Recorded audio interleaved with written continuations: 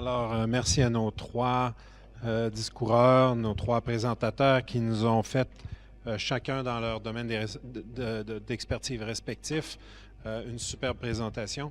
Avant que je fasse peut-être une petite synthèse, le temps est court. Officiellement, la session va se terminer dans 8 minutes.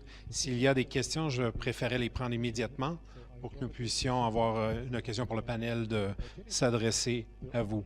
Alors, if people have questions, now would be the time. So, anybody wants to raise an issue or a follow-up question? Yes. Monsieur à la droite.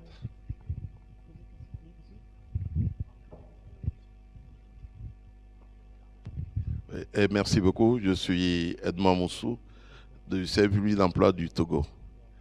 Et le développement qui a été fait tout à l'heure, sur lequel nous avons quelques débuts d'affaires avec Open Classroom et également de l'intérêt pour nos amis du Canada et de Corée, et nous pose de vous exprimer le souhait que les SPE de l'Afrique doivent être accompagnés par l'AMCEP pour pouvoir avancer, et avec cette coupure de ce qu'on appelle la fracture numérique, qu'on puisse avancer quand même et régler les questions de formation professionnelle pour être en lien avec le marché du travail au niveau local et au niveau international.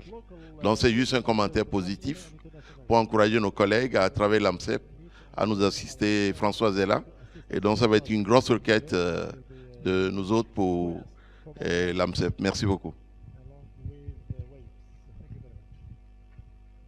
Est-ce que certains des panélistes veulent réagir? Non?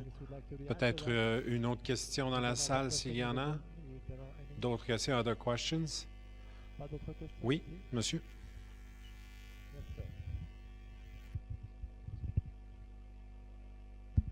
Hi, great. Thank you very much to all of you. Really great presentations and very prescient today. Most public employment services, most employment services really struggle to measure return on skills investment. We heard from Ms. Chung that in Korea now there's an effort to kind of link data to better measure that. You talked about the barcode, which I very much liked.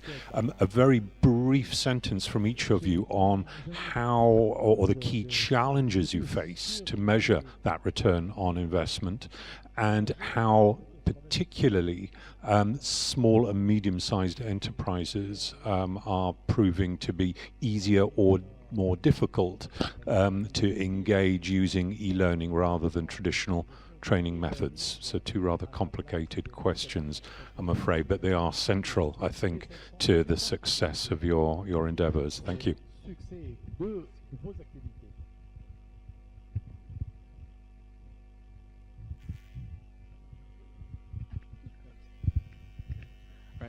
I'll start with the second question. I think, you know, the elephant in the room for us with training and skills development is that small businesses invest very little money in formal training, as we know. So, and they create, in most countries, they create most of the jobs.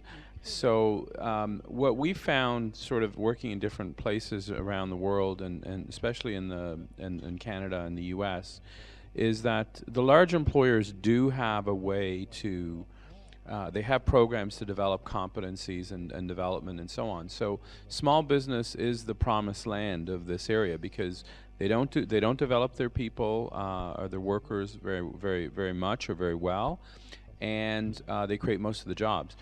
We found that they're hungry for it. They really are hungry for it.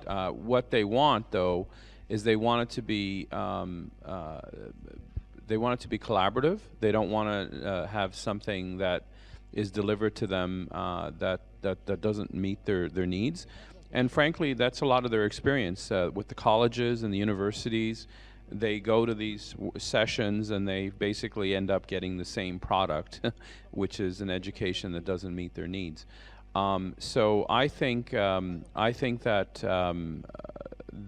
if you bring them in, work with the boards of trade, the chambers of commerces, industry associations, that's a way to reach the small businesses. You make them part of whatever the e-learning development is going to be, and they endorse it. So the credibility of the credential is not X college or X university or X PES even. It's actually the credibility is the local chamber of commerce or the local industry group. Once you have that as the credibility and they're part of the content, I think they adopt it, and I think that that's where a lot of the wins are.